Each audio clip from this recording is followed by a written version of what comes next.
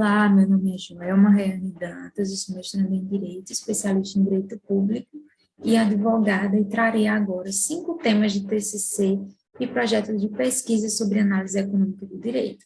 Essa é uma vertente do direito que tem sido muito estudada hoje em dia, principalmente no direito tributário. Apesar disso, eu não trouxe o viés voltado ao direito tributário, por ser muito comum, trouxe outras repercussões da AED. A primeira delas é a análise econômica do direito na formulação e execução de políticas públicas.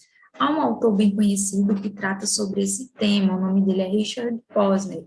Então, o objetivo do direito na ótica da análise econômica é o de analisar as normas legais de modo a promover a eficiência, o que implica a maximização do bem-estar social.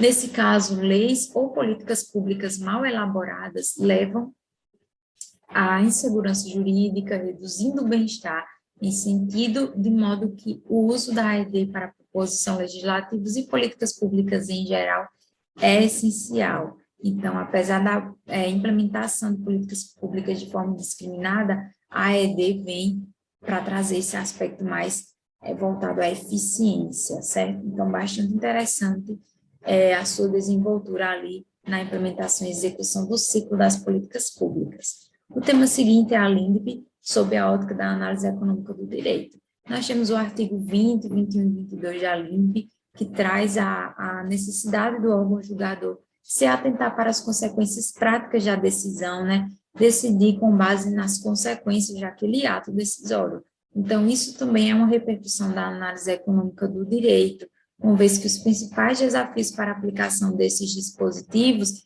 estão relacionados com a ausência de critério e previsão, valoração das consequências daquele ato, daquela decisão, para o agente público, para o próprio administrado, por exemplo. Então, a AED aplicada em consonância sobre a ótica da LINDB.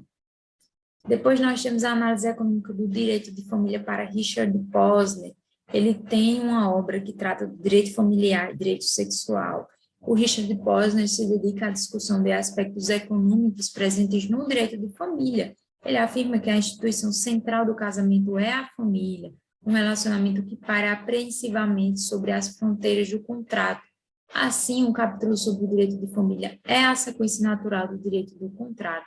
Um fator mais importante que ele lembra é que a família facilita a execução do trabalho, produzindo ganhos em especialização. Então, para ele, a família atua nesse sentido também, e pode ser compreendida quando estudamos o direito de família com base nas repercussões da análise econômica do direito, igualmente.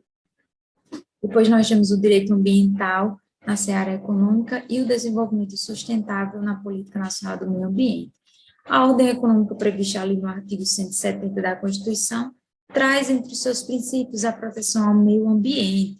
Então, a conduta do agente econômico busca a eficiência para a maximização dos resultados, mas deve fazê-lo considerando a proteção ao meio ambiente e também aos demais princípios, como a livre concorrência e a defesa do consumidor. É justamente nessa preocupação com a otimização dos recursos naturais que atuam os mecanismos da análise econômica do direito, sugerindo a construção de uma prestação jurisdicional em matéria ambiental. Interessante, principalmente quando nós observamos a política nacional do meio ambiente em consonância à ordem econômica do artigo 170 da Carta Magna, que é o desenvolvimento econômico e sustentável, caminham juntos.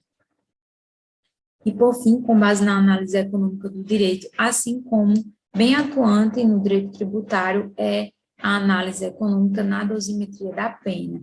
Então, frequentemente, a questão da dosimetria penal e o cumprimento da pena são objetos de debate na dogmática do direito penal. A proposta é realizar uma análise econômica e apresentar fundamentos econômicos para se pensar sobre uma possível sanção penal, que seria aquela pena ótima, constituindo bases para o equilíbrio dos custos de aplicação da pena pelo Estado e a dissuasão do agente criminoso na prática do ilícito penal.